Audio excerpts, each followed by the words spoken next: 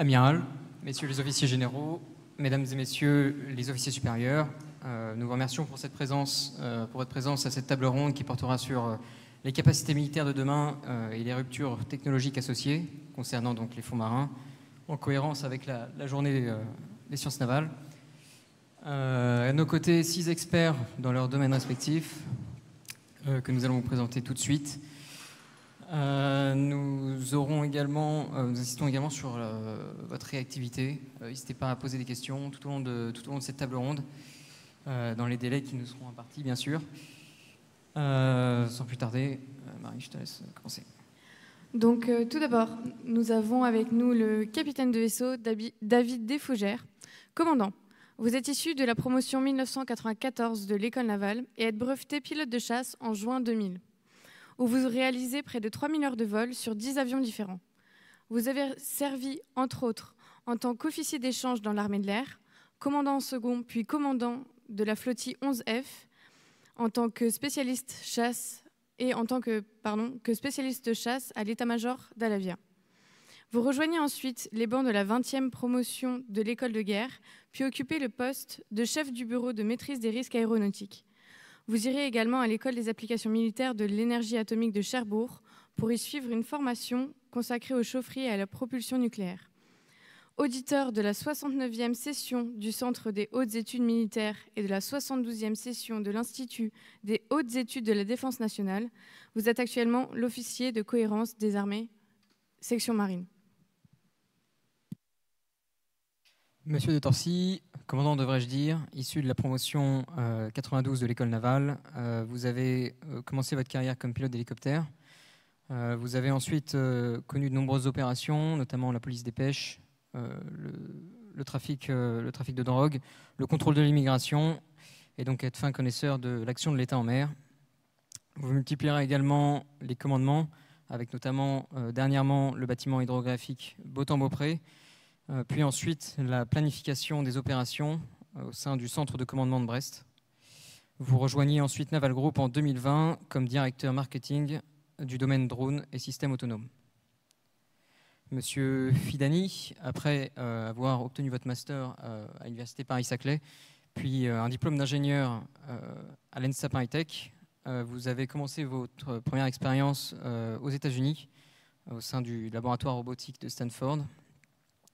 Après votre retour en France, vous prendrez la fonction de chef de projet au sein de Cybernetics, puis élargirez tout au long de votre carrière vos domaines de compétences, avec notamment la gestion et le business. Vous êtes désormais directeur recherche et innovation chez Excel Technologies. Madame Virginie Vils, vous êtes diplômée ingénieure informatique par l'ENSIT et obtenez votre doctorat à l'ISAE Supaéro. Après 1 an à la NASA en tant que chercheuse, vous êtes recrutée par l'ONERA, Centre français de la recherche aérospatiale, où vous êtes encore actuellement au poste de directrice du département traitement de l'information et systèmes. Parallèlement, vous recevez votre habilitation à diriger des recherches par l'INP Toulouse et participez à la 57e session de l'Institut des hautes études de défense nationale. Monsieur Thomas Lemézeau, monsieur, vous êtes actuellement enseignant-chercheur en robotique à l'ENSTA Bretagne, où vous avez été diplômé en ingénierie robotique et où vous avez effectué votre thèse portée sur la robotique sous-marine. En 2021, vous recevez le prix de thèse DGA et êtes nominé au prix de thèse du GDR Max. Parallèlement, vous continuez à développer les activités de recherche expérimentale et théorique au sein de l'ENSTA Bretagne autour des meutes de robots et de la sûreté de fonctionnement des systèmes. Iliat, enfin, vous êtes diplômé de l'école polytechnique en 1997 et vous obtenez par la suite votre doctorat en 2001 à l'université Pierre et Marie Curie. Après 4 ans comme expert en tant que robotique terrestre et aérienne pour la Direction générale de l'armement, vous êtes enseignant-chercheur à l'ENSTA ParisTech depuis 2005. Vous êtes désormais directeur scientifique du Centre interdisciplinaire d'études pour la défense et la sécurité de l'Institut polytechnique de Paris. Sans plus attendre, nous laissons la parole au capitaine de vaisseau Desfougères afin de poser les grands enjeux de cette table ronde. Bonjour à tous. Alors, je devais vous parler de la maîtrise des fonds marins avec ces grands principes, mais comme le contre-amiral Durando ici présent vous a déjà tout expliqué, je vais aller directement dans le technique et vous expliquer, au-delà de cette stratégie, comment est-ce que la marine compte faire de la maîtrise des fonds marins. Alors, la maîtrise des fonds marins, je ne sais pas si on aura à l'écran dans quelques secondes. On est bien d'accord, c'est viser le 0,6000 mètres, c'est-à-dire connaître les fonds marins et la colonne d'eau jusqu'à 6000 mètres de profondeur. Et c'est au-delà de connaître, après derrière, c'est surveiller et agir. Pour ça, comment est-ce que la marine se prépare? Elle se prépare au plan technique, elle se prépare au plan de la donnée qu'elle va recueillir, et puis elle se prépare au plan des compétences humaines. Puisqu'en fait, c'est systématiquement un triptyque. On ne peut pas aujourd'hui envisager de faire du capacitaire sans penser aux marins, aux femmes et aux hommes qui mettront en œuvre, qui exploiteront et qui formeront soit en début de carrière, soit ultérieurement quand ils auront acquis de l'expérience. Alors sur les objets, si je pars sur ce triptyque, sur les objets aujourd'hui, la maîtrise des fonds marins, la façon dont on voit les choses, vous avez à l'écran en fait, un découpage qui est un petit peu au Proust, qui vous a été présenté, mais de manière un petit peu différente, je crois, de ce qui a été présenté ce matin. En fait, les objets que l'on vise, il y a 2-3 grandes familles d'objets. Il y aura les drones, bien évidemment.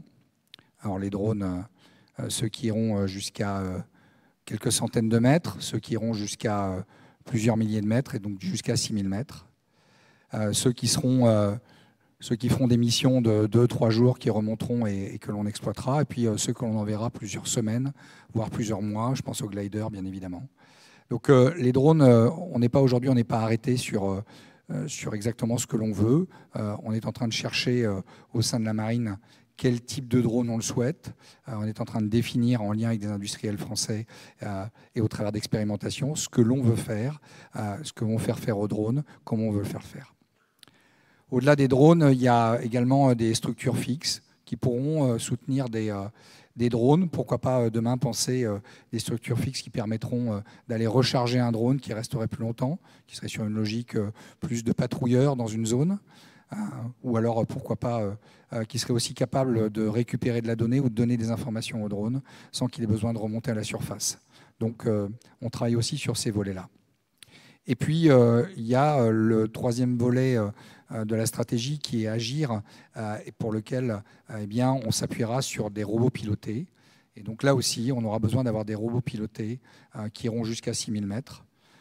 Et puis des robots pilotés avec des capacités soit de dextérité pour aller avoir, je dirais, des robots extrêmement performants, manœuvrant avec un robot qui est quasiment la main humaine à 6000 mètres de profondeur, ou alors dans certains cas des robots avec de la force. Et donc il y a pas mal de réflexions sur ce que l'on souhaite dans la marine et à partir de là ce que l'on commandera et comment est-ce qu'on travaillera et avec quel industriel. Donc là, je vous ai parlé sur le volet physique, les effecteurs, ceux qui vont aller récupérer de la donnée ou qui vont contribuer à récupérer de la donnée. Mais je viens de le dire à l'instant, en fait, tout ça, ça va nous fournir des données. Et donc, il y a tout le travail autour de la donnée aujourd'hui. Alors, vous allez me dire, rien de nouveau, c'est vrai. On traite aujourd'hui déjà de la donnée. Sauf que des analyses que l'on fait aujourd'hui, on voit bien qu'en fait, que les données qui seront recueillies par des drones qui opéreront 24 heures, 48 heures, 72 heures, pour certains plus demain probablement, en fonction de l'évolution des capacités d'autonomie, que ce soit autonomie de propulsion ou autonomie décisionnelle bien évidemment. Eh bien en fait, ces données, on arrivera tout de suite sur des quantités de données extrêmement importantes.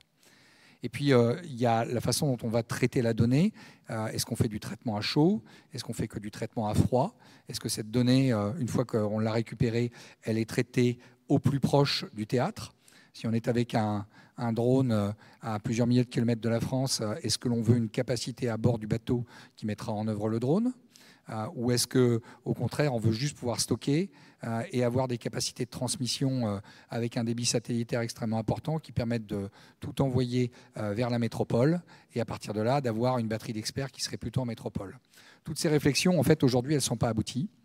elles ne sont pas abouties ou pas complètement abouties. On a des pistes, on sait dans quelle direction, certaines directions, on sait où on va aller, d'autres on tâtonne encore.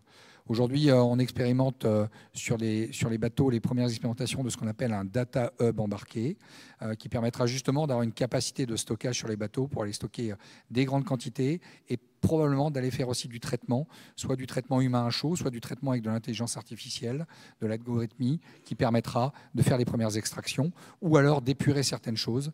Il est possible qu'au cours de 36 heures de navigation d'un drone, finalement, il n'y ait que 10 minutes ou 15 minutes qui soient extrêmement intéressantes.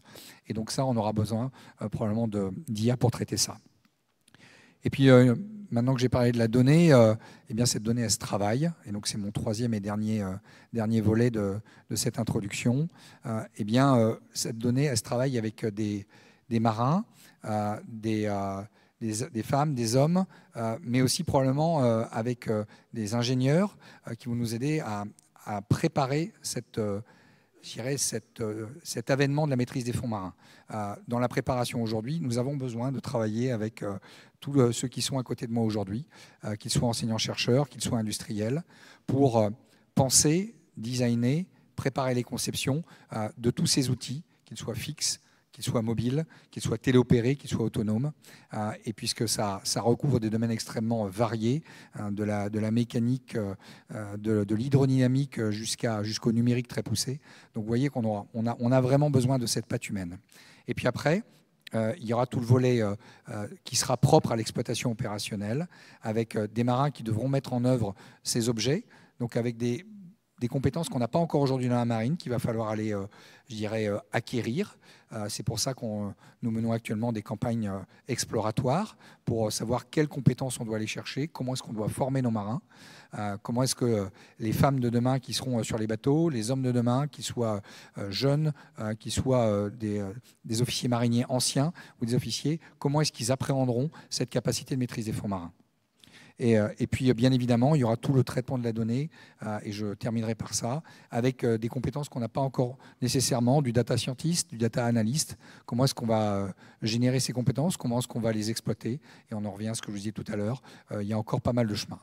Donc, comme vous pouvez le voir, c'est un domaine qui est extrêmement stimulant. La stratégie de la maîtrise des fonds marins est relativement récente. L'amiral Durando vous en a parlé. Il en est un des pères contributeurs et fondateurs. Mais derrière, il y a toute la mise en musique. Et ça fait partie de ce sur quoi nous travaillons. Ça va encore nous occuper quelques années. Et ce qui m'importe, c'est que cette capacité, elle se fasse en bonne intelligence, avec tous ceux qui y contribuent et qui ne sont pas nécessairement militaires, et vous, demain, qui serez sur les bateaux et qui utiliserez et exploiterez les données qui vont avec toutes les informations recueillies dans le cadre de la maîtrise des fonds marins. Je vous remercie. Merci, commandant. Maintenant que les besoins de la Marine nationale ont été précisés, je vais laisser la parole à M. Lemézo et M. Filiat pour nous dresser et nous faire un état de l'art des points technologiques plus précis par rapport à notre sujet. Bonjour. Donc moi, je m'appelle David Filiat, je suis enseignant-chercheur, donc je travaille dans le domaine de la robotique et de l'intelligence artificielle. Et j'ai une deuxième casquette qui est directeur d'un centre d'études sur la défense et la sécurité.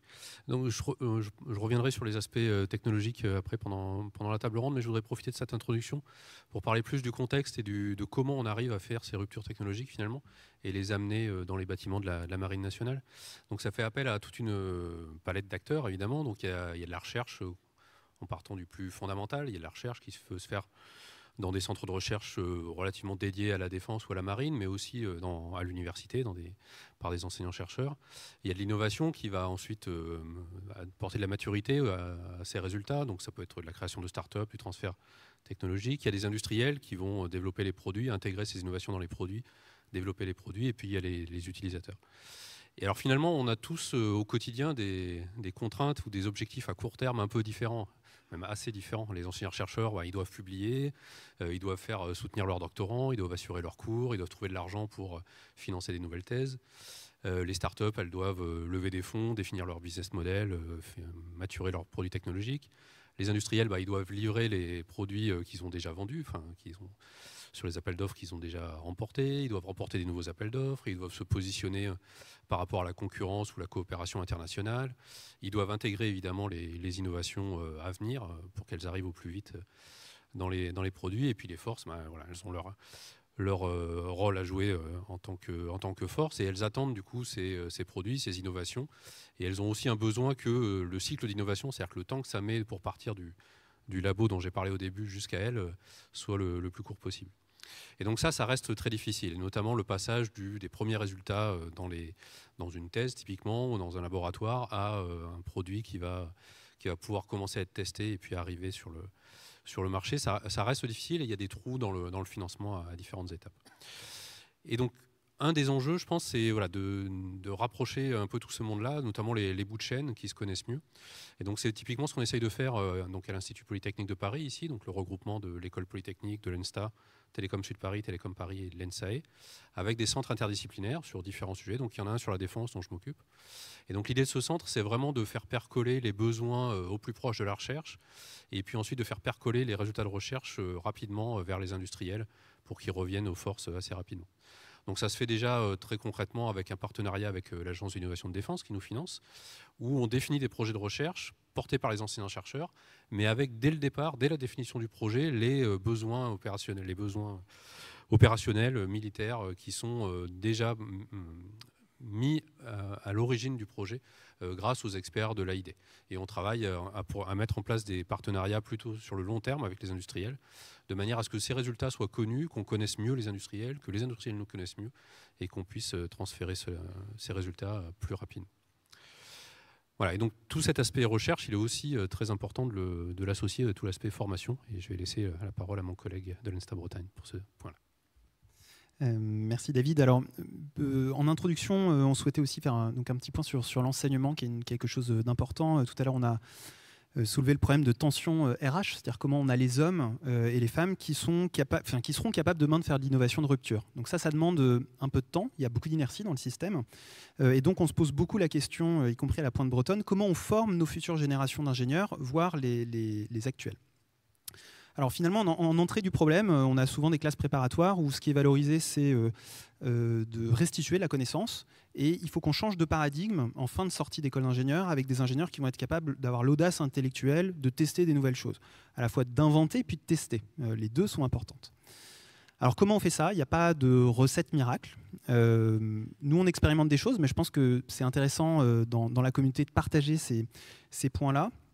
Alors en 4 points rapides, la première chose, c'est qu'on éveille leur curiosité en les faisant travailler sur plein de robots différents. Alors moi, je fais une formation de robotique, donc ça va être des robots terrestres, aériens, sous-marins, amphibies, voiliers, enfin plein de types de robots qui vont réaliser plein de types de missions. Et donc la question, c'est comment on fait l'adéquation entre le robot et puis la mission.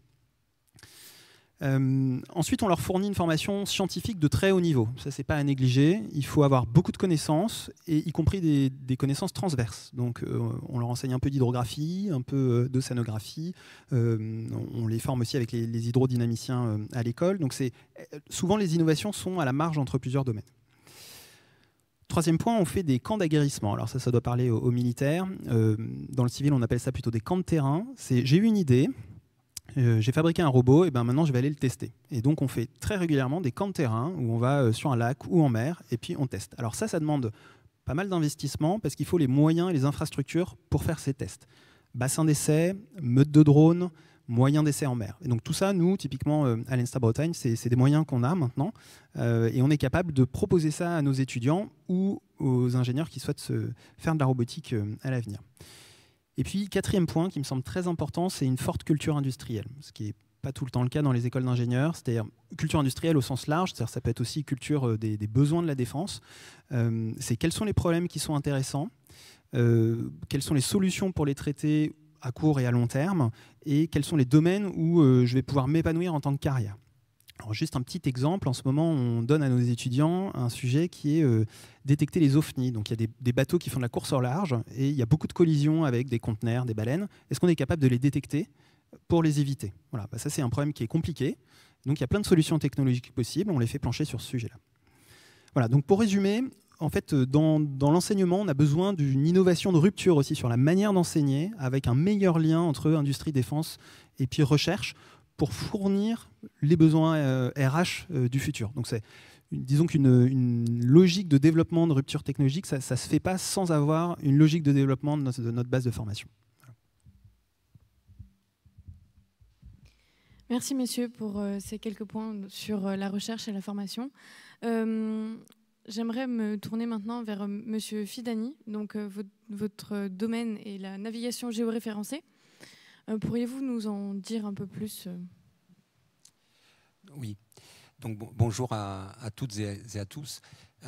Juste avant, peut-être une petite parenthèse pour donner un petit élément de contexte. Donc sur la société Excel, j'en profite, mais c'est une petite parenthèse rapide, puisqu'en fait c'est un nouveau nom qui est en fait issu du rapprochement de deux sociétés que vous connaissez bien, je pense, au niveau du monde industriel ou du monde étatique, mais peut-être moins au niveau des élèves. Donc j'en profite pour dire que voilà, c'est le rassemblement en fait de deux sociétés bien connues, ECA, qui est une vieille dame de pratiquement 80 ans, spécialisé et reconnu, leader mondial dans le domaine de la robotique et des systèmes de robots, et de XBlue, également leader mondial sur son domaine qui est celui de la navigation, du positionnement. On a vu que c'était une thématique importante ce matin, et sur le domaine de la photonique également. Et accessoirement, peut-être société privée numéro 1 en France pour ce qui concerne l'hydrographie à partir d'engins de surface type DRIX. Voilà.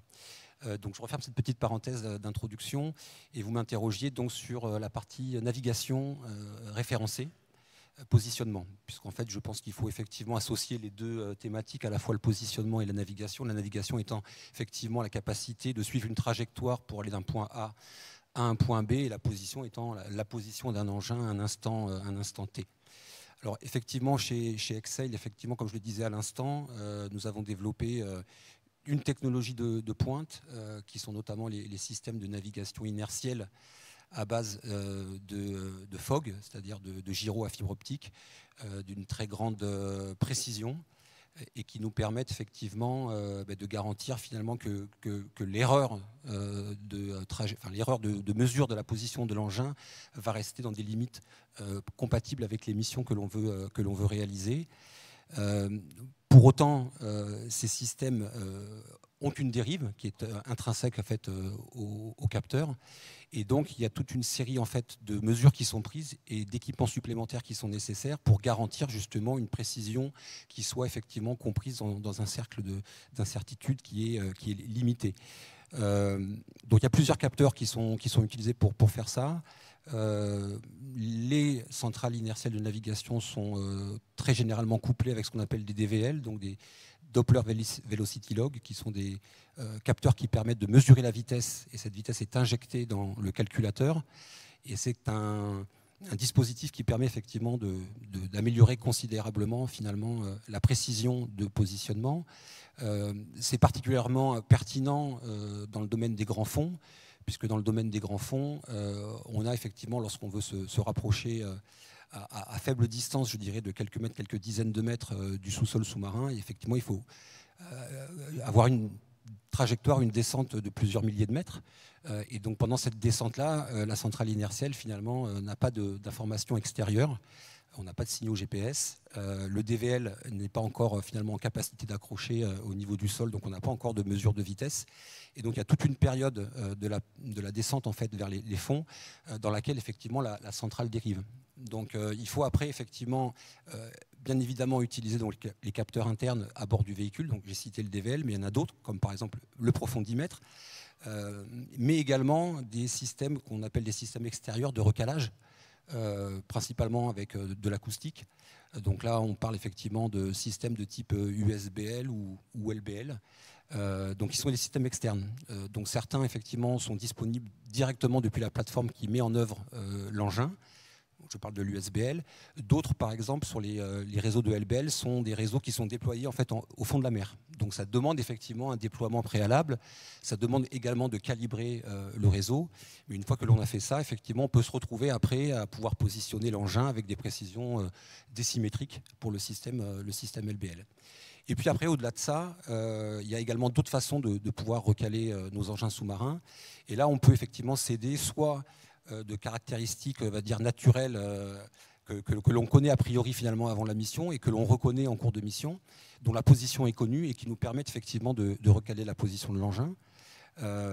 ou encore de suivre finalement des objets, par exemple, manufacturés par l'homme, dans le domaine de l'oil and gas, par exemple, des pipelines, des structures que l'on peut reconnaître et dont on connaît parfaitement la position et qui permettent donc de ce fait de recaler également la position de l'engin. Voilà. Donc, chez Excel, on a donc la technologie, je dirais, qui est au meilleur niveau d'éclat de l'art pour assurer effectivement un positionnement le plus précis possible. Néanmoins, compte tenu de la dérive, il faut effectivement développer un ensemble de solutions qui permettent de limiter et finalement de recaler la position. Et on a évoqué ce matin d'autres technologies. Alors je parle un petit peu là du futur. On a évoqué le gravimètre quantique. On a évoqué également des capteurs de type magnétique. Donc là aussi, quand on disposera d'une cartographie précise, soit de la gravité, soit de la magnétométrie, on pourra aussi utiliser ces capteurs pour venir, encore une fois, recaler la position des engins. Merci monsieur. Je me tourne maintenant vers Madame Vils. Je crois que vous aviez 2-3 points à éclaircir à propos de l'autonomie décisionnelle contrôlée. Oui. C'est bon, ça marche? Oui. Oui, effectivement, l'autonomie décisionnelle contrôlée a été identifiée, vous l'avez vu ce matin, comme un enjeu fort. Et à l'ONERA, on travaille sur ce sujet depuis de longues années, aussi bien pour des drones aériens, ce qui est plutôt logique pour l'ONERA, mais aussi pour des robots terrestres et des drones sous-marins. Donc on conçoit des algorithmes qui permettent de planifier les actions nécessaires à l'accomplissement d'une mission à partir des informations qui sont fournies par différents types de capteurs et de reconfigurer quand l'environnement change, y compris en cas d'événements imprévus. Donc on a déjà des techniques qui fonctionnent dans la famille de l'intelligence artificielle, qui fonctionnent embarquées sur un engin. Et on travaille beaucoup en ce moment sur le sujet du multi-engin, y compris multi-engin hétérogène pour accomplir une mission avec des capacités différentes.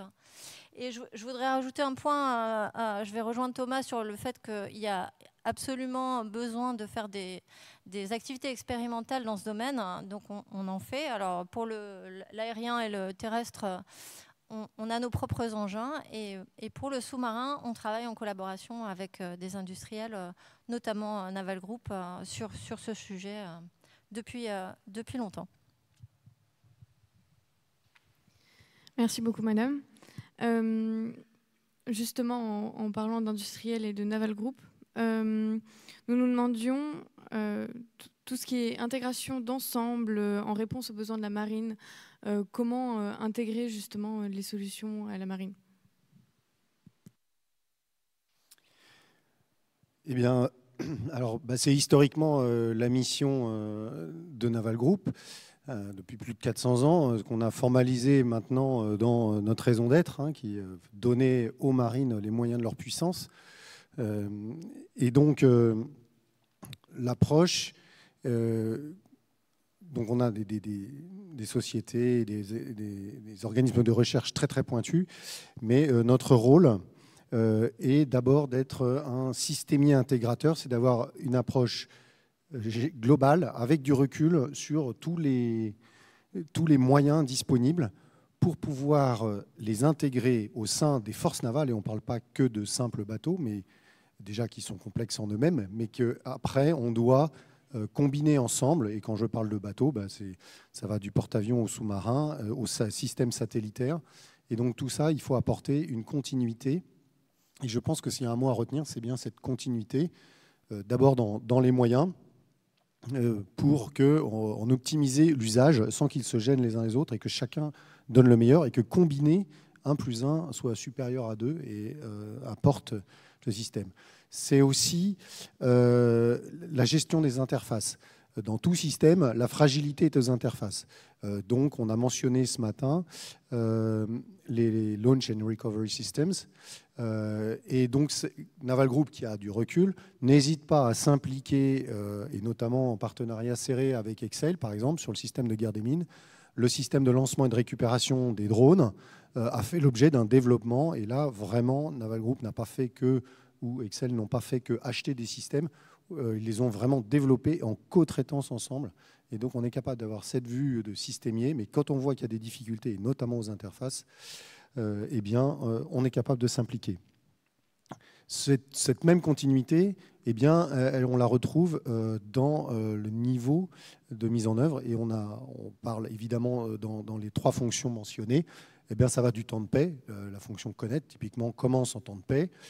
Mais ça va jusque dans les espaces contestés, donc avec une véritable adversité, un temps de guerre. Et donc, assurer la continuité fait aussi partie de notre volonté dans le moyen de donner à la marine, dans la volonté de donner à la marine les moyens de sa puissance pour pouvoir assurer cette continuité. Et ça doit être autre chose. Et je pense qu'on a franchi un cap pour avoir fait des opérations hydrographiques avec un bateau blanc en milieu sous menace terroriste. Voilà, on a envie d'avoir autre chose que de simples fusillés avec des FAMAS pour tout compétent qu'ils soient. Et j'étais très content de les avoir à bord. Mais voilà, on pense maintenant, quand dans une confrontation à nouveau étatique, à avoir une meilleure protection des moyens, une meilleure continuité, temps de paix, temps de guerre. Et comme on ne fait bien que ce qu'on a l'habitude de faire, bien, il faut s'y prendre dès le temps de paix et être en mesure, comme le disait l'amiral Vendier, la bascule temps de paix, temps de guerre à la mer, c'est une différence d'ordre et c'est quelques secondes. Et enfin, la continuité, elle est aussi temporelle. Et donc, et c'est l'objet de ces journées ici, c'est d'assurer, d'accompagner la marine dans ses décisions, évidemment, pour lui donner les éléments de décision et d'aider à la décision, à la fois, comme aujourd'hui, en réfléchissant ensemble, en levant la tête pour regarder loin et les technologies de rupture qui arrivent, et l'ADC en est une, et je pense qu'on n'a pas encore mesuré à quel point. Et puis, ensuite, pour être capable d'animer ou d'être au cœur d'une BITD, de co-animer avec la DGA cette BITD pour toujours donner les moyens à la marine. Voilà, donc l'ambition à la fois globale et englobante pour la marine, mais en même temps capable de mettre les moins dans le cambouis quand c'est nécessaire. Merci monsieur. Ce premier tour de table ayant été fait, on va passer à une rubrique questions-réponses. Commandant, je me tourne vers vous à nouveau. Vous nous avez parlé tout à l'heure des besoins. S'il fallait maintenant insister sur des missions plus spécifiques, lesquelles seraient-ce ? Alors, les missions, ce que l'on voit aujourd'hui, toujours sur le triptyque connaître, surveiller, agir. Connaître, il faut déjà définir un état zéro. Et sur l'écran derrière moi, vous voyez, il y a la partie en vert, la partie en guerre des mines. C'est ce qu'on fait aujourd'hui. Avoir un état zéro des chenaux d'accès pour nos sous-marins nucléaires ou notre porte-avions nucléaire. En fait, on sait exactement où est-ce qu'il y a tel caillou, et ce qui fait que quand on fait une passe, par comparaison à l'état zéro, eh bien, en fait, on voit tout de suite s'il y a quelque chose qui a été déposé, une mine en particulier. Ça, c'est ce qu'on fait depuis des années, des dizaines d'années en guerre des mines. Eh bien, en fait, la logique s'étend jusqu'à 6000 mètres pour être capable de connaître et d'avoir cette cartographie, cet état zéro, donc de nos approches maritimes au sens large. Et être ensuite capable, à partir de cette connaissance, eh bien, de surveiller finalement rapidement, puisqu'en fait, vous travaillez en différentiel. Donc ça, c'est un des premiers points. C'est une des premières missions que l'on peut voir. Ensuite, il y a aussi connaître et surveiller pour pouvoir se prémunir d'actions sur nos câbles sous-marins. Vous savez tous, et ça a dû être dit et redit ce matin, il y a énormément d'informations qui passent dans les câbles, pour ne pas dire la quasi-totalité de nos communications. Mais il y a également tout ce qui est acheminement de matières premières, énergétiques, j'entends. Et donc ça, il suffit qu'il y ait quelque chose qui soit posé aujourd'hui sur un câble ou une boîte de jonction. Peut-être qu'il y a un pays qui nous voudrait du mal décidera un jour d'aller poser une charge. Alors, c'est pas pour espionner, puisqu'en fait, espionner, c'est peut-être pas si simple que ça, et on a des systèmes d'autoprotection de nos propres câbles, mais aller poser une charge qu'elle pourrait activer un peu comme une charge dormante. Et pour ça, eh bien, la surveillance nous permettra de pouvoir aller, je dirais, voir tout de suite qu'il y a quelque chose qui a été déposé quelque part sur un pipeline ou sur un câble. Donc ça, c'est un point important. Puis dans la notion d'agir qui va derrière, eh bien, dans la foulée de ce que je viens de vous dire, c'est être en mesure d'aller retirer un objet inconnu pour protéger nos installations, pour comprendre ce qui est fait par un compétiteur, par exemple. Mais agir, c'est aussi aller récupérer des données sensibles. Alors, il y a des exemples assez récents. Donc, les avions américains, là, il y a eu 2 F-35 qui ont été abîmés en mer, un par partir d'un porte-avions américain, un partir d'un porte-avions anglais. À chaque fois, il y a eu des nations compétitrices qui ont souhaité arriver très vite pour être, pourquoi pas, en mesure d'aller récupérer des boîtes noires, des objets, de la crypto, différents équipements à l'intérieur de ces objets précieux.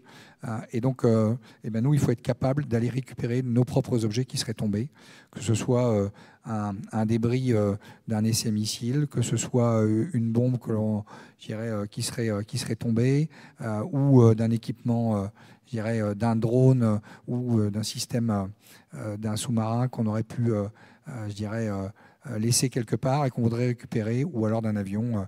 La plupart des vols de Rafale marine au large de la Bretagne se font au-dessus de zones qui sont à plusieurs milliers de mètres de fond. Si jamais on a un Rafale qui tombe, je ne le souhaite pas et je ne l'ai jamais souhaité, mais si ça arrive, eh bien, on voudra aller récupérer certains des objets qui sont à l'intérieur de l'avion et qui sont sensibles. Donc voilà, ça fait partie des grands cas d'usage que l'on imagine aujourd'hui. Et puis, il y a toute la connaissance de la colonne d'eau qui nous permettront de mieux utiliser nos drones, nos gliders, nos sous-marins, la meilleure connaissance des fonds qui nous permettront de mieux faire naviguer en lien avec ce qui a été exposé sur les centrales de navigation, parce qu'on aura une meilleure connaissance des mesures physiques du fond marin. Donc voilà, donc tout ça fait partie de ce sur quoi on travaille et on espère être en mesure de le faire le plus vite possible. Merci, commandant. Avec la grande diversité des missions que vous venez de nous présenter, ça amène aussi une grande diversité de technologies nécessaires pour réaliser ces dites missions. Et lorsque l'on parle de drones, d'AUV ou encore de ROV, un des premiers pans technologiques qui est mis en avant et dont nous avons déjà parlé est l'autonomie décisionnelle. Monsieur de Torcy, nous voulions savoir, d'après vous, comment définiriez-vous l'autonomie décisionnelle en une phrase ? Alors c'est une définition qui est assez peu technologique, finalement. Je la définirais comme la capacité à accomplir une mission en s'adaptant aux aléas et en respectant les ordres. Donc le but est bien de remplir la mission et de ne pas avoir un drone qui s'arrête ou qui lève la main dès qu'il a un problème, surtout dans des espaces contestés ou quand on veut qu'il reste discret. En s'adaptant aux aléas, les aléas environnementaux, et donc il saura que c'est un aléa s'il sait ce qui est la normale déjà, comme c'est une illustration. Et puis en s'adaptant aux agressions d'un ennemi qui voudrait soit le saisir, le perturber, le détecter, voilà. Et en respectant les ordres, et donc on rejoint la notion de SALIA de ce matin, de système intégrant l'autonomie, et c'est bien de ça qu'on parle.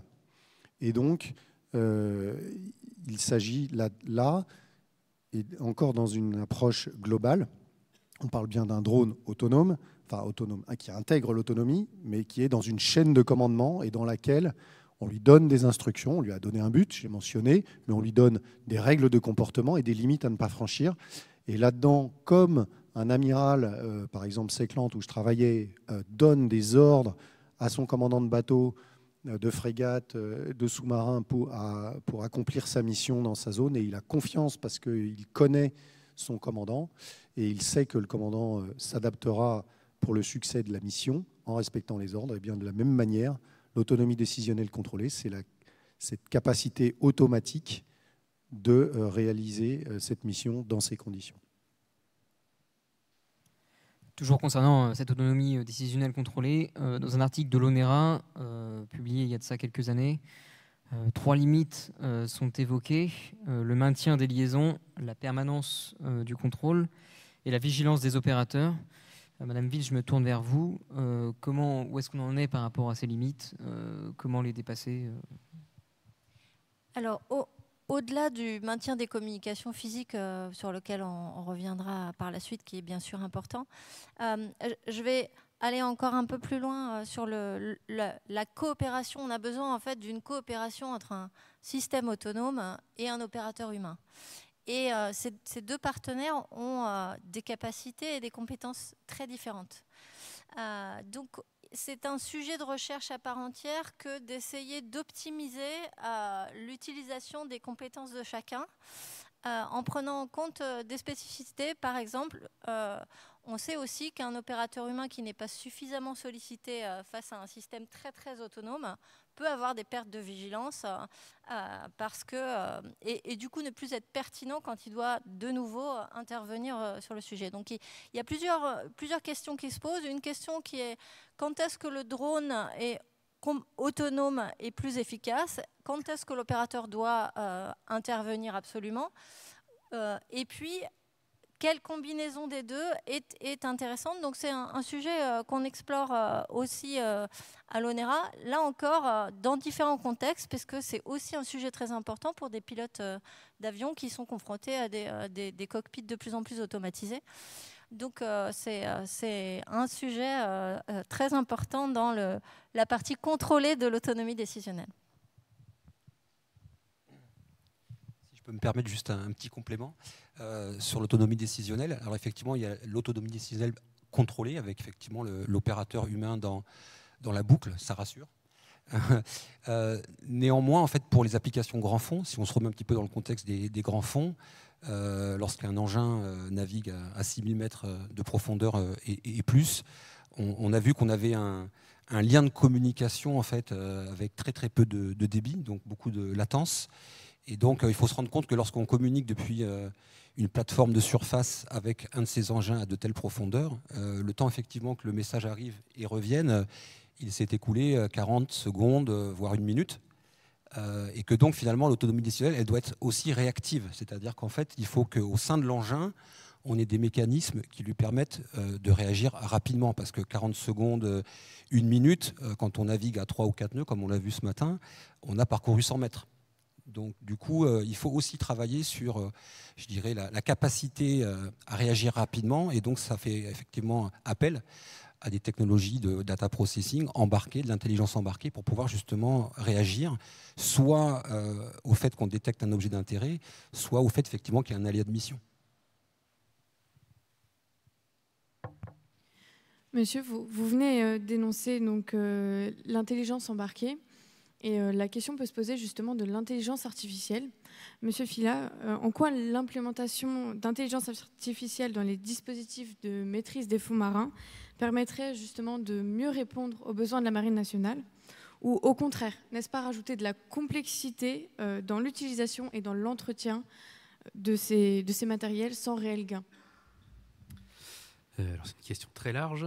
Évidemment, j'ai pas une réponse qui va s'adapter à tous les cas.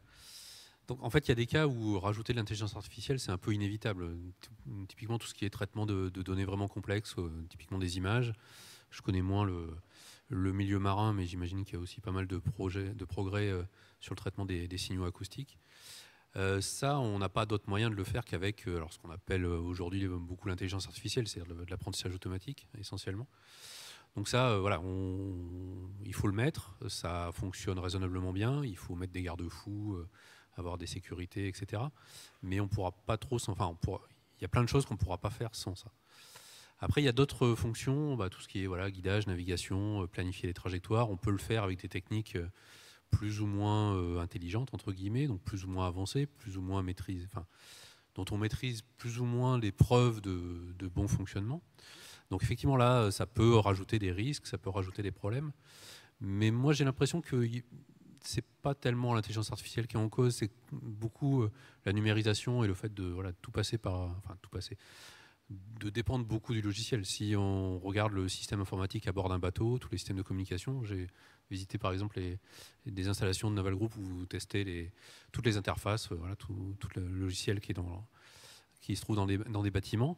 C'est extrêmement compliqué de garantir qu'il n'y a pas d'erreur. Pourtant, tout a été écrit par des humains, avec des processus qu'on connaît, qu'on comprend. Et l'interaction de tout cet ensemble de logiciels, de toutes ces fonctions, est très difficile à certifier, à valider, à garantir. Et donc on fait énormément de tests, on teste tous les cas possibles et voilà, on se convainc que ça va répondre aux besoins. Et l'intelligence artificielle, finalement, c'est pas si différent que ça. C'est-à-dire qu'on va pouvoir créer un programme, au lieu de l'écrire à la main en comprenant ce qu'on fait, on va lui donner plein d'exemples, on va lui demander de reproduire ces exemples. On n'est pas sûr qu'il les reproduise complètement, donc il faut avoir des systèmes de garantie. C'est un domaine de recherche extrêmement actif, tout ce qui est IA de confiance, etc. Mais finalement, voilà, j'ai l'impression que qualitativement, c'est pas si différent d'un gros système logiciel déjà écrit. Et donc, voilà, c'est un enjeu fort. Il y a un gain opérationnel assez certain. Et après, il y a des garde-fous à mettre pour que ça soit vraiment utile. Pour continuer sur cette notion d'intelligence artificielle, Monsieur Le Mézot, je vais vous laisser la parole, mais comment, selon vous, l'utilisation d'essaims de drones avec une intelligence artificielle embarquée va constituer une rupture technologique typiquement? Oui, alors effectivement, les meutes de drones, on entend beaucoup parler. Alors aujourd'hui, il n'y a quand même pas beaucoup de robots qui sont capables vraiment de collaborer. Ce qu'on voit dans ce qui est produit aujourd'hui, c'est surtout des missions très séquentielles. C'est-à-dire qu'on envoie un robot, puis un autre. Et ça, c'est assez dangereux finalement sur du long terme, parce que ce qu'on envoie à la mer, c'est un Ironman. On envoie un Ironman qui coûte assez cher, dont on a souvent peur de le mettre à l'eau, parce que si on le perd, on perd beaucoup d'argent. Et on lui demande d'être quasi plus intelligent qu'un humain. Je ne suis pas sûr que dans les opérations militaires, on envoie un Ironman tout seul, on envoie plutôt un commando. Et donc, à l'avenir, on peut imaginer, alors ça fait l'objet de débat, mais on peut imaginer que envoyer des essaims de robots, c'est plus robuste, et ça permet d'avoir des robots qui font plus de choses, probablement moins chères, en étant perdables. Deuxième point, il y a un risque majeur sur les meutes de drones, c'est qu'un jour, on verra des drones anti-drones. Alors, est-ce qu'aujourd'hui, quand on a par exemple un AUV de guerre des mines, c'est difficile d'avoir un drone qui lui rentre dans son hélice et qui casse l'hélice? Probablement pas si compliqué que ça. Ou de l'alourdir, ou voilà. Quand on est dans le cadre du grand fond, alors le grand fond c'est 1500 mètres par seconde, hein, la communication acoustique, donc il y a quand même plusieurs secondes avant de se rendre compte qu'il s'est passé quelque chose. Si vous envoyez un drone qui shoot votre drone en grand fond, probablement vous ne serez pas capable de savoir si c'est une défaillance du drone ou si c'est une attaque. Donc ça veut dire qu'il faut des systèmes un peu plus robustes. Alors c'est un peu futuriste, hein. Aujourd'hui c'est pas encore tout à fait mature scientifiquement. Je voulais juste vous partager 3 petits exemples, juste pour vous faire un peu réfléchir. Le premier, c'est si on voulait sécuriser le golfe de Gascogne, comment on ferait? Alors une solution, c'est de tracer une ligne entre Brest et, disons Biarritz, en Daille, et d'avoir des drones qui circulent sur cette ligne. Voilà, on ferait l'aller-retour entre ces deux villes, et à chaque bout, on recharge les drones. Et on peut calculer, donc si les petits drones ont un écouteur audio, on peut détecter tout ce qui se passe autour d'eux, et on peut calculer en fonction de la vitesse des bâtiments ennemis, le nombre de drones, leur vitesse et leur capacité de détection, combien il faut mettre de drones sur cette ligne, de manière à ce qu'en permanence, on empêche une intrusion dans le golfe de Gascogne. Voilà, ça c'est le premier niveau de collaboration sur un essaim de drone. Deuxième niveau, on veut par exemple trouver des fibres optiques et puis les suivre. Alors en fait, c'est pas juste trouver la fibre optique, c'est regarder ce qui se passe autour aussi, hein. Un des problèmes, c'est quand on a des gros robots, il faut qu'ils aient des capteurs très performants, parce qu'il faut qu'ils soient assez hauts du sol pour pouvoir couvrir une large zone. Donc maintenant, si on remplace ça par un essaim de drones, je sais pas, imaginez 5-6, on peut les avoir plus proches du fond, ils ont des capteurs un peu moins performants, une caméra, mais ils couvrent une large zone. Si jamais il y en a un qui perd le câble, c'est celui d'à côté qui va le trouver, donc il y a plus de robustesse. Et puis on règle aussi le problème de la batterie, c'est-à-dire que régulièrement, il peut y avoir un drone qui remonte en surface, qui va se faire recharger, et puis qui retourne, et en fait il sait où sont ses camarades. Donc ça résout pas mal de problèmes. Et puis allez, on va aller encore plus loin. On a parlé ce matin avec Arc Océan d'une antenne ultra basse fréquence. Pareil, vous pouvez imaginer de mettre plein de robots à l'eau, avec une dizaine de mètres entre chaque robot. Ils ont chacun un petit enregistreur acoustique, et puis ils sont capables de rester complètement stabilisés dans la colonne d'eau, donc ils ne bougent plus. Et on est capable de construire une énorme antenne acoustique qui permet d'accéder à des fréquences intéressantes, d'ultra basse fréquence. Et là, il y a une chose intéressante sur les gammes de drones. Ce matin, vous avez eu plein de drones, des tailles très différentes, des gros, des petits. Là, le jour où on a des tout petits drones qui forment une antenne, on peut aussi avoir des gros drones qui vont s'occuper de recharger les petits. Et donc, il y a vraiment une complémentarité à avoir entre des très gros drones, notamment ceux développés par Naval Group, et des tout petits. Finalement, on va transposer ce qu'on connaît dans l'aérien, des chasseurs, des bombardiers, des ravitailleurs, à ce qui se passe sous l'eau. Voilà. Donc, s'il y a un message finalement sur ces meutes de drones, c'est qu'il y a vraiment beaucoup de concepts à transposer de ce qu'on fait dans les opérations militaires aujourd'hui à ce qui se passe sous l'eau. Et notamment cette histoire de ravitailleurs, je pense, est essentielle. Ça évite aussi d'avoir des systèmes qui vont récupérer les bateaux, les drones en surface. On peut imaginer avoir des ravitailleurs qui récupèrent les drones et qui les ramènent à bon port s'ils ont beaucoup d'autonomie. Voilà. Donc, Je vais juste dire un petit mot sur les meutes de drones. Donc juste pour préciser, effectivement, parce que là on a effectivement une perspective de projet de R&D et futur. Ce qu'on peut dire déjà aujourd'hui, c'est qu'on a déjà cette capacité de travailler, on va dire, en équipe plutôt qu'en meute, au sens où effectivement une équipe c'est un ensemble de robots qui ne sont pas forcément les mêmes, qui sont des robots hétérogènes, donc robots sous-marins, robots de surface, robots aériens, et qui collaborent pour accomplir une mission complexe. Nous, chez Excel, effectivement, c'est d'ailleurs l'objet de la 3e génération des systèmes stand-off de guerre des mines. On est en capacité de ne pas travailler séquentiellement, mais au contraire de paralléliser les tâches en mettant à l'eau finalement un ensemble de robots qui forment une équipe et qui travaillent ensemble. Donc ça, c'est déjà effectivement une réalité. Et puis par ailleurs, avec le rapprochement qu'on a évoqué tout à l'heure, on est aussi en capacité aujourd'hui de faire travailler en fait des robots de surface, des USV comme le DRIX avec des engins de type AUV, de type A18. Donc ça existe déjà effectivement. Pour autant effectivement, et là je vous rejoins, on a des projets de R&D avec des partenaires qui sont sûrement dans la salle comme Abissa ou RT6 où on travaille sur effectivement la thématique de la meute où on a finalement comme une meute de loups 5 à 10 on va dire, individus avec un mâle alpha qui est on va dire, le maître et puis des suiveurs et on arrive effectivement à ce moment-là à quadriller, à augmenter, à optimiser finalement la couverture horaire.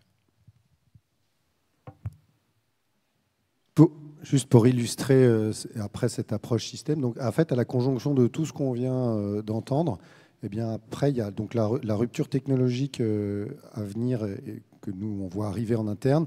C'est passer de un pilote, voire 2 pilotes par drone actuellement, entre celui qui pilote l'engin et celui qui pilote et exploite la charge utile, à un opérateur pour un essaim de drone. Et donc, c'est le développement de systèmes de mission, et donc en lien avec d'autres systèmes de mission et des forces navales, pour avoir un opérateur qui ne pilote pas des drones, finalement ça c'est tout à fait secondaire, mais qui pilote une fonction, comme par exemple l'antenne UBF dronisée. Et donc voilà par exemple l'enjeu d'une approche de système et de systémier. Donc. Merci beaucoup. Donc, depuis le début de notre table ronde, on parle beaucoup d'algorithmes, d'intelligence artificielle, mais à côté de ça, il ne faut pas oublier non plus l'aspect plus mécanique, plus physique, donc un aspect qui n'est pas à négliger. Monsieur Lemézo, est-ce que vous pouvez développer justement des robots sous-marins un peu particuliers dans votre laboratoire? Pouvez-vous nous en dire un peu plus? Oui, alors là, dans le laboratoire, le but d'un laboratoire, c'est aussi de pousser des idées un peu innovantes, voire loufoques, ou pas tant que ça. On s'est posé la question de pourquoi aujourd'hui les drones étaient très gros. Et principalement, alors plein de raisons, ils embarquent des capteurs qui sont gros, et aussi parce qu'ils doivent souvent parcourir des grandes distances et peut y avoir du courant. Et donc nous, on s'est dit, dans certaines applications, c'est intéressant de pouvoir se déplacer en consommant peu d'énergie.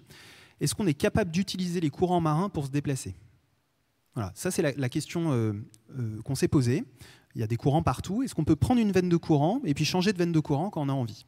Alors c'est un peu long terme, mais il y a quand même des idées intéressantes qui sont sorties. On a fabriqué un robot, donc c'est un flotteur océanique. Donc principalement, il se déplace souvent l'axe Z. Et il est capable de se stabiliser très précisément en profondeur. Donc il ne bouge plus et il reste immobile. Alors pourquoi? C'est parce qu'il faut qu'il se comporte comme une goutte d'eau. S'il veut prendre le courant, il faut qu'il agisse pareil qu'une goutte d'eau, donc il reste à la même profondeur et il se fait embarquer par le courant. Alors c'est quoi l'intérêt de ne plus bouger? C'est qu'un, on est très silencieux, et deux, on est difficilement détectable, parce qu'on est dans la colonne d'eau. Alors on peut imaginer plein d'applications défense. Un petit aparté, ce qu'on avait envie de faire et de montrer, nous, c'était qu'on pouvait se mettre en orbite autour d'Ouessant. Donc Ouessant, c'est une petite île large de Brest, il y a des courants qui s'inversent avec la marée, et donc logiquement, on peut tourner autour de Ouessant en utilisant les courants. Une autre application, typiquement, c'est on se met dans le goulet de Brest, on stabilise à une profondeur donnée, et puis on est capable de faire des allers-retours dans le goulet en étant assez discret. Donc ce qu'on voit, c'est qu'en fait, on peut avoir des idées un peu long terme, et puis il y a plein de technologies qui sont intéressantes et qu'on peut développer avec ce genre de robots qui se stabilisent. Ça sert par exemple pour les antennes ultra basse fréquence aussi. Voilà, donc utiliser les courants pour dépenser peu d'énergie.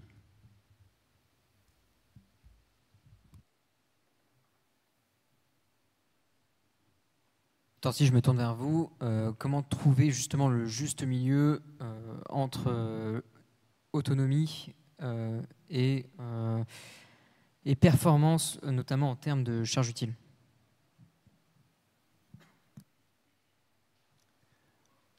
Alors, la difficulté, évidemment, c'est d'un côté, on veut, en termes d'autonomie, donc là, énergétique, on veut un maximum d'énergie à bord, et puis on veut un maximum de charge utile, et donc comme la place est à partager, eh bien il faut évidemment faire un choix. Alors donc le choix, d'abord comment trouver le juste milieu, c'est en réfléchissant, et donc on pourra en reparler, mais ça sera autour de concepts opérationnels et donc de discussion avec la marine, les marines et donc l'utilisateur final, trouver les cas, valider les cas où on répond exactement comme il y a eu cette réflexion de dire pourquoi 6000 mètres, on arrive à 97% des fonds marins, au large de Brest, pour faire un peu caricatural, ça suffit largement, donc on est bien. Et bien voilà, donc ce genre de réflexion, dans quel cas on traite 80% des cas pour 20% des efforts, la loi de Pareto. Et donc, en réfléchissant autour de concepts opérationnels qui aboutissent à des cas d'usage et qui après sont chiffrés, et on permet de dire, du coup, on a vraiment besoin de tant d'autonomie, et puis, eh bien, donc ça donne, au regard, on a une échelle, plus d'autonomie, moins de performance des charges utiles, et inversement, et puis on s'arrêtera entre les deux. Évidemment, en tenant compte des progrès des technologies concernant l'énergie, l'avenir n'est pas écrit. Il y a une compétition, c'est pour ceux qui écoutent un peu ce qui se passe, il y a une compétition entre la pile à combustible et les batteries, chacun ayant ses tenants.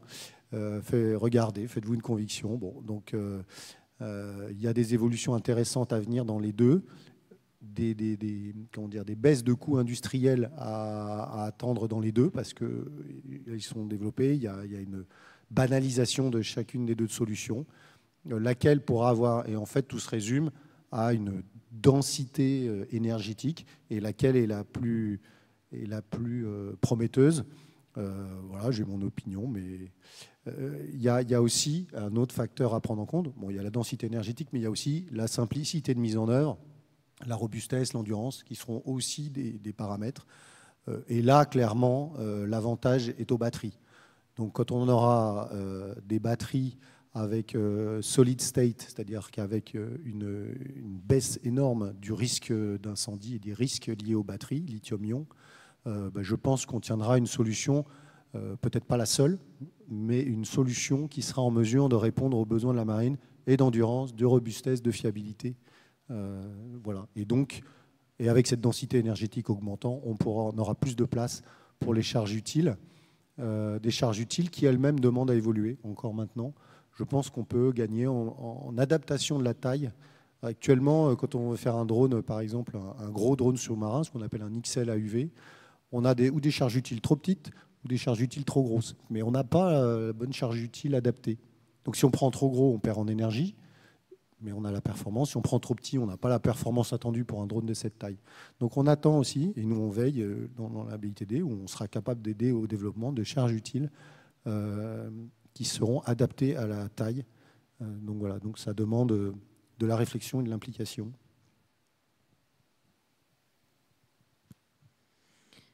Monsieur Fidani, donc nous revenons vers vous pour la navigation géoréférencée. Vous nous avez fait un premier état des choses. Donc nous voulions savoir, donc on a bien compris que ça représentait justement un verrou technologique important, mais comment passer outre ce verrou technologique-là?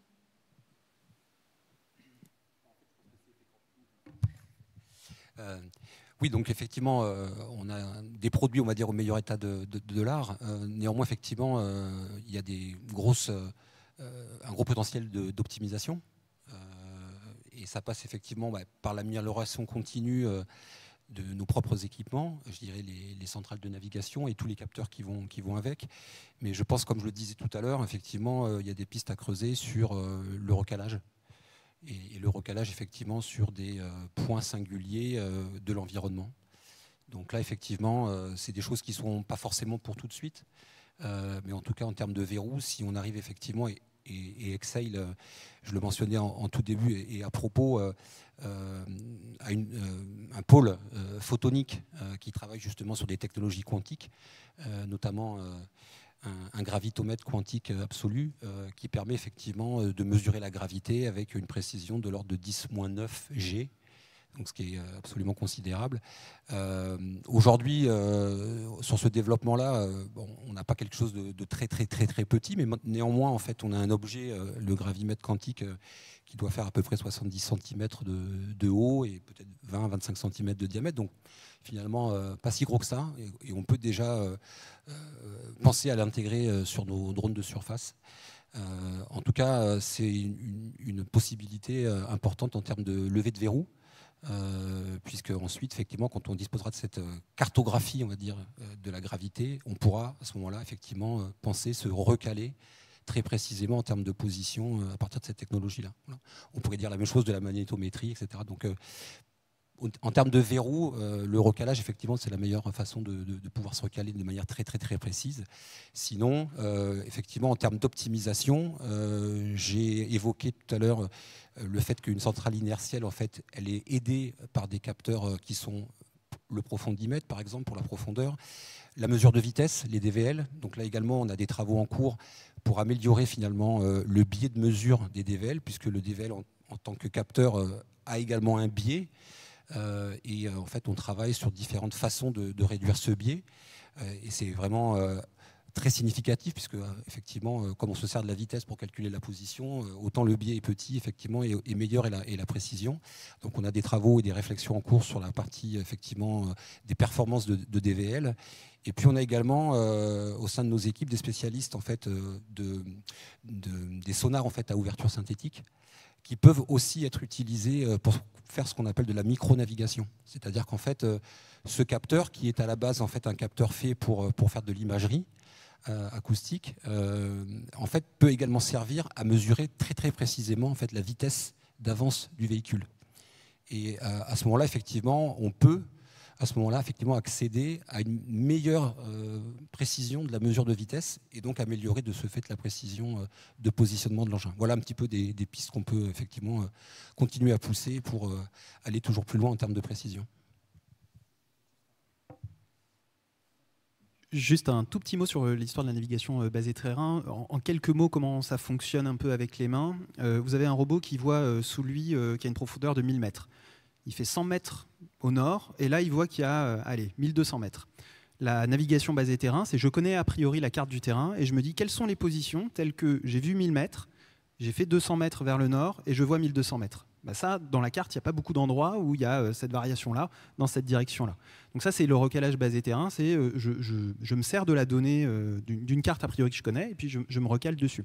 Alors ça, pour typiquement faire le trajet Brest-Hendaye, bah c'est super, parce qu'en fait, vous avez une centrale inertielle qui effectivement dérive, mais comme vous connaissez toute la carte, et ben finalement, vous pouvez suivre une ligne de niveau et arriver jusqu'aux plages de surf. Le temps commence à presser un peu. Néanmoins, on peut quand même aborder le thème des communications, point fort quand même concernant notre thème, verrou technologique important. Monsieur de Torcy, on a souvent 3 axes majeurs qui reviennent concernant la communication, notamment la discrétion, la portée et l'autonomie. Où est-ce qu'on en est par rapport à ces 3 thèmes et les évolutions à venir en particulier? Alors là aussi, l'approche se fait en force navale et donc multimilieu.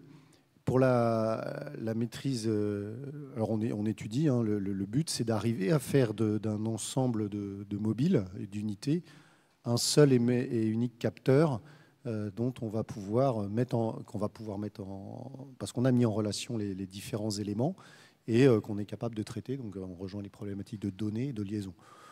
À titre d'exemple, et donc on veut mettre en lien les données radar de bateaux en temps réel, et donc ça demande des gros débits, mais ça demande en même temps de la sûreté, de la protection. Donc on réfléchit à des solutions telles que des liaisons laser, par exemple, entre bateaux. Alors ça a différentes contraintes, on est d'accord, mais ça permet de faire. Donc dans la même idée transposée au fond marin, on a vu ce matin les limites des communications acoustiques. Donc on a actuellement des plans pour étudier une optimisation des communications qui s'appliqueront. L'idée, globalement, il y a plusieurs axes. Alors d'abord, il y a un axe technique pure, par exemple, comment transposer des techniques de communication offshore, enfin des techniques de propagation du son et d'études de propagation offshore, mais qui ont des vocations plutôt verticales, les transposer en horizontal, puisqu'on a bien compris que le but c'était d'aller plus loin. Et ça, dans l'eau, ça ne se fait pas de façon évidente. C'est pas juste un truc qu'on pointe dans une direction différente. Donc on étudie ça, et dans l'absolu, on a... Alors, les portées, c'est plutôt de l'ordre d'une dizaine de kilomètres sur des choses un peu éprouvées. On peut viser 100 kilomètres, voilà, mais le son peut permettre d'envisager même aller jusqu'à 1000 mètres, jusqu'à 1000 kilomètres. Mais ça, c'est pas avec des débits énormes, et donc ça sera à combiner avec d'autres moyens. Et donc, on parle de communication, mais donc il ne faut pas imaginer que le transport de l'information, mais ce qu'il y a de chaque côté, et donc notamment la combinaison avec l'autonomie décisionnelle contrôlée sera essentielle, parce que finalement la petite quantité d'informations qui pourra être transportée pourra dire effectivement beaucoup de choses à l'arrivée avec l'autonomie décisionnelle contrôlée. Alors pour la faire courte, ce serait des réactions préprogrammées, et donc avec seulement une petite différence dans l'information transportée, on pourrait avoir des réactions très différentes. Voilà. Et donc ça, c'est à combiner. Et je pense que, je pense pas, j'en suis sûr, puisque c'est ce sur quoi on travaille et dans tous les domaines, encore une fois, optimiser la priorisation de l'information, ce que ça veut dire à l'arrivée. Et en matière de maîtrise des fonds marins, pour discuter avec les mobiles qui sont au fond, près du fond, et loin, parce qu'on est en espace contesté, donc on est hors portée missile pour le bateau-mer, et donc le mobile sous-marin est beaucoup plus loin. Eh bien, il y a cet enjeu à la fois de transport et d'interprétation. Avant de passer à la synthèse de cette table ronde, nous aimerions juste passer très rapidement pour un petit tour de table pour parler de robustesse et fiabilité.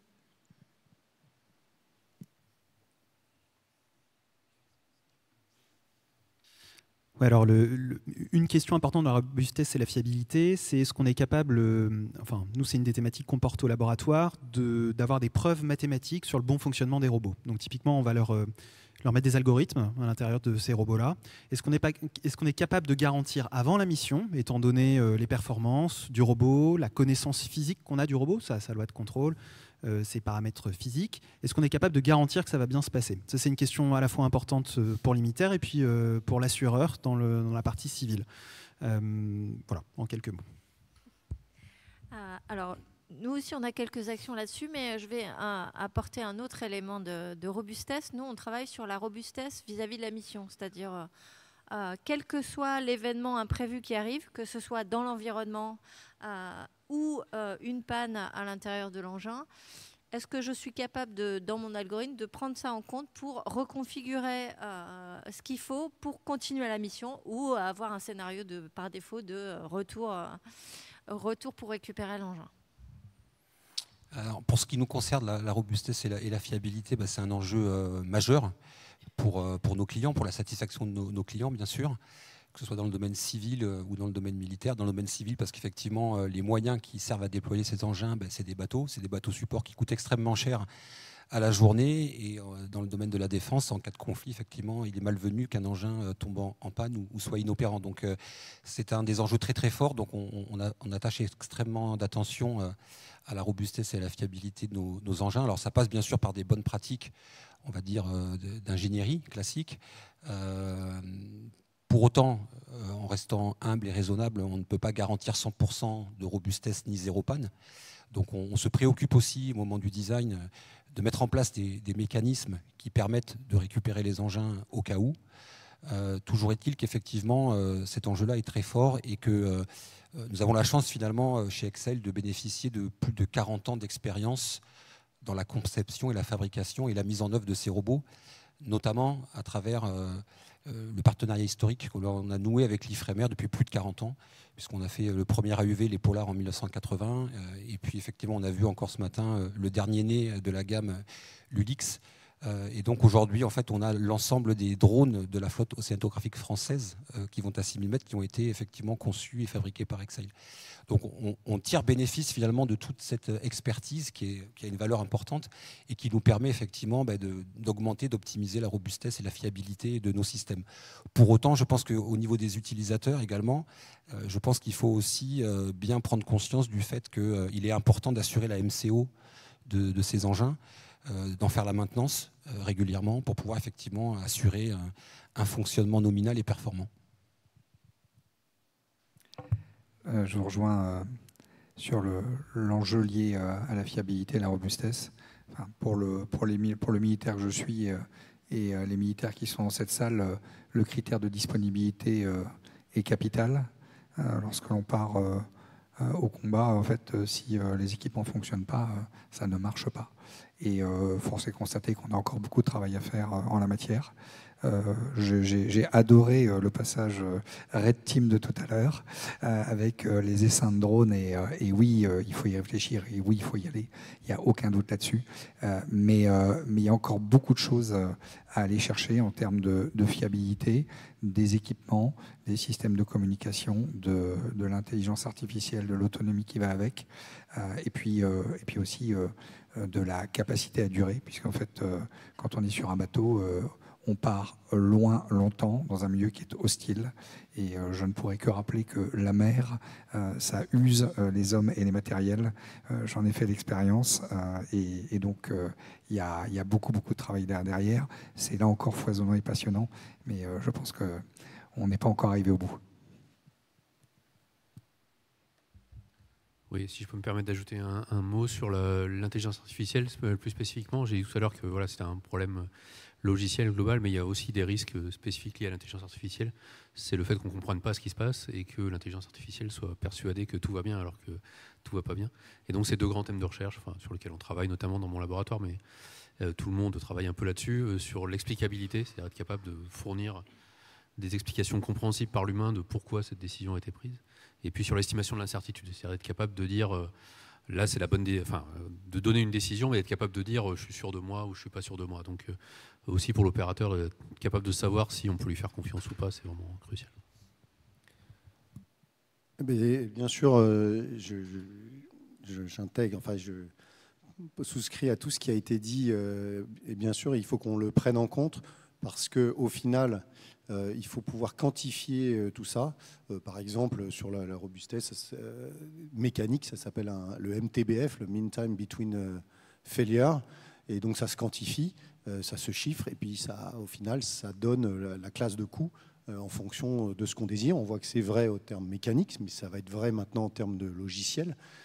Et tout ça, ça s'intègre. Et donc seul un dialogue serré avec l'utilisateur final autour des cas d'usage permet d'aller au juste besoin, comme on aime bien dire dans la marine, et qui est tout à fait justifié pour respecter l'économie des moyens indispensables au succès des opérations. Commandant, Madame, Messieurs, merci pour ce dernier tour de table. Merci au public pour son attention. Je laisserai maintenant respectueusement la parole à la Marine nationale et à Naval Group pour conclure et trouver les derniers mots justes de la fin. Alors, je crois que les mots justes vont être surtout très courts, vu qu'on a pas mal débordé. je vous le disais au début, le sujet de la MFM est un sujet foisonnant. Je pense que tout ce qui a été dit durant cette table ronde le confirme. Ce qui m'importe et ce qui me paraît important de retenir, c'est qu'au-delà des enjeux de la capacité MFM jusqu'à 6000 mètres et de tout ce qui va derrière, il va falloir maîtriser le bout en bout, le technique, le numérique, l'humain, l'utilisateur final. Et puis, en fait, on a beaucoup parlé, moi j'ai beaucoup parlé forcément de militaire, d'applications militaires. Il y a un volet qu'on a peu évoqué et qui me paraît important en conclusion d'avoir en tête, c'est que tout ce qui est traité là peut aussi avoir une vocation qui n'est pas du tout militaire, qui est complètement civile et qui consiste à connaître le fond de nos océans et l'océan qui est au-dessus de ce fond des océans et qui me paraît indispensable pour l'avenir de notre planète. Eh bien, commandant, nous vous avons entendu, et je ne parle pas que au nom de Naval Group, mais au nom de la BITD au sens large. Hein. On a entendu le besoin, la stratégie pour la maîtrise des fonds marins est bien prise en compte. On souhaite y participer. La France se donne les moyens de le faire. Donc, il s'agit encore et toujours d'une course à la mer, comme autrefois, où il s'agit de déborder l'adversaire tout en assurant la continuité. 0 à 6000 mètres, hein, ce n'est pas juste 6000 mètres, c'est de 0 à 6000 mètres pour se faire déborder nulle part. Et donc, cette continuité, eh bien, on veut vous l'apporter. Le deuxième volet, c'est bien sûr d'écouter, après, en déclinaison de cette stratégie, le besoin opérationnel technique pour apporter et vous éclairer dès l'amont sur les technologies possibles et à venir, et puis vers lesquelles nous devons nous orienter, nous, industriels, pour répondre aux besoins opérationnels, et en profitant des synergies civiles et militaires. Voilà, donc à cette condition d'un dialogue serré, eh bien, on pourra répondre à votre besoin, et je sais que vous le souhaitez autant que nous. Merci beaucoup. Eh bien, merci à vous tous d'avoir répondu présent à cette demande pour cette table ronde. Merci à vous de nous avoir écoutés jusqu'au bout et à bientôt, j'espère.